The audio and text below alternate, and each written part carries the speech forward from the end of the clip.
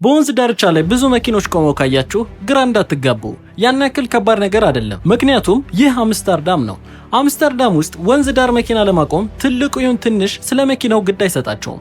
ሴቶች እንኳን ሳይቀሩ ሁሉም ሰው እንዲህ ከወንዙ ጋር አስታኮ ፓርክ ያደርጋል። እውነቱን ለመናገር እኔ ፈራለሁ። አሁን ለምሳሌ እዚህ ጋር ያለችውን ሴት ተመልከቱ። በሩን ከፍታ ለመውረድ በጣም ከብዷታል። ትንሽ ብትከፍተው እርግጠኛ ነኝ ወደ ወንዙ መውደቁ አይቀርም።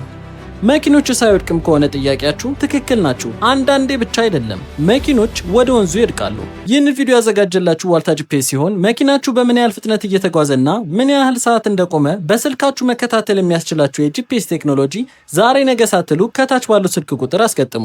ታዲያ ለምንድነው ሰዎች በዚህ መልኩ መኪናቸውን ፓርክ የሚያደርጉት ካላችሁ የአምስተርዳም ጂኦግራፊያዊ አቀማመጥ ነው። አምስተርዳም 160 የሚሆኑ ጅረቶች ያሉባት እንደ አብዛኞቹ የአውሮፓ ሀገራት ጥንት የተቆረቆረች መዳረሻ ከተማ ናት። እናም አብዛኛው የውስጥ መንገዶች የተሰሩት ከወንዙ አጠገብ ምንም ክፍት ቦታ በሌለበት ሁኔታ ስለሆነ ነው። በዚህ ምክንያት የመኪና ማቆሚያዎች ስለሚጨናነቁ የመጨረሻ አማራጭ ወንዝ ዳር ማቆም ይሆናል።